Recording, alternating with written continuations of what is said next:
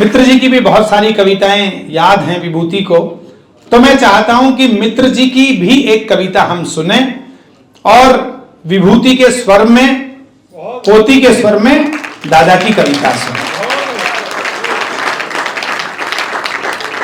मैं हरिओम परमार जी ये कहते थे, इस सभागार में भी कहा, पूरी दुनिया में कहते थे कि मैं वीर रस की कविताएं नहीं लिखता था, मंच पर भी नहीं आया था। जिम खाना में मेरठ में कवि सम्मेलन हो रहा था और कवि सम्मेलन में एक स्वर गुंजित हो रहा था। बोले मैं तो सड़क के पास से गुजर रहा था। वो पंक्तियां थी, नौजवान दोस्तों, मेहरबान साथियों, कौन है जो देश के भविष्य को संवार दे, जिंदगी को प्यार से इस तरह दुलार दे। तालियां बजा दीजिए। मित्र जी की पंक्तियां थी।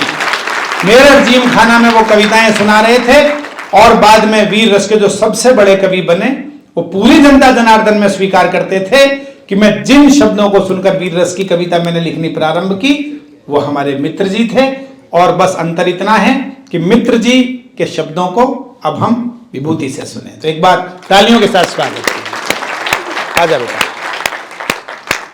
मंच को मेरा प्रणाम, माँ सरस्वती जी को मेरा प्रणाम और मेरे प्यारे पापा जी की स्मृतियों को नमन। दादाजी के बारे में सभी लोग जानते हैं कि वे ओज लिखते थे, पर उनके मन में एक बहुत ही कोमल सा एक बालक भी रहता था, बहुत कोमल बालक।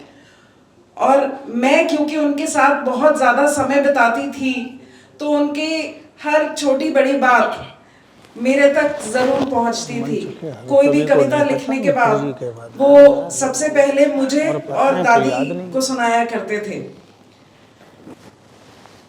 एक उनकी बहुत ही प्रिय कविता जो शायद ही उन्होंने किसी मंच पर पढ़ी हो, लेकिन हमारे घर में हर छोटे बालक को, हर बच्चे को वो कविता वो जरूर याद कराते थे, सुनाते थे। यहाँ तक कि मेरे बच्चों को भी और मेरा भाई मन्नू, उसके बेटे को भी वो कविता याद है।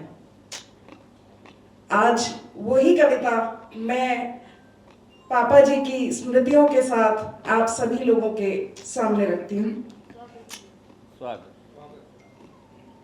आंख जिनकी नहीं उनकी आंखें बनो, आंख जिनकी नहीं उनकी आंखें बनो, पंख बिन कुछ परिंदों की पांखें बनो, जिनको चलने में होती है कठिनाइयां, बन सको तो बनो उनकी परछाइयां।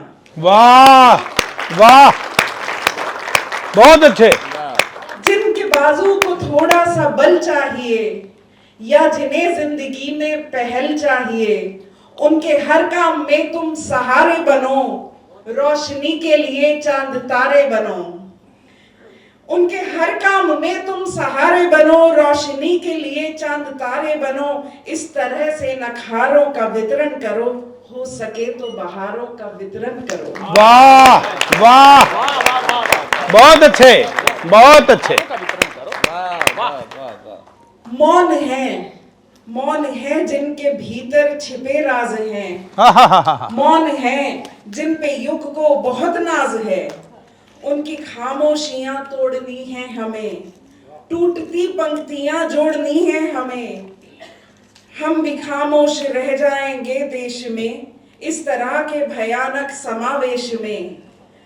कलमगर भी जो मजबूर हो जाएंगे, अपने कर्तव्य से दूर हो जाएंगे। भुनभुनाते सितारों का वितरण करो, हो सके तो बहारों का वितरण करो। वाह वाह, बहुत अच्छे।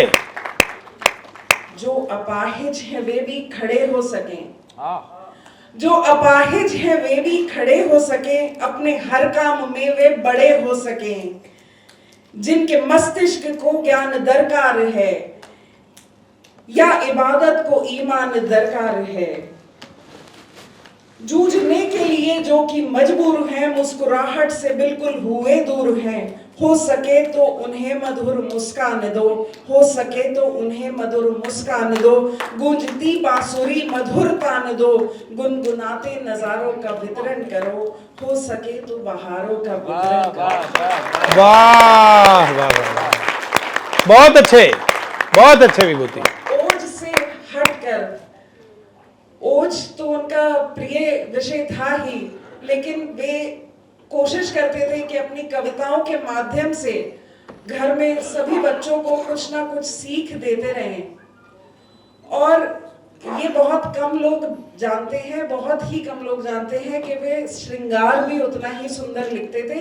केवल 2 पंक्तियां श्रृंगार की उनकी आपके सम्मुख प्रस्तुत करके मैं अपना स्थान लेती हूँ।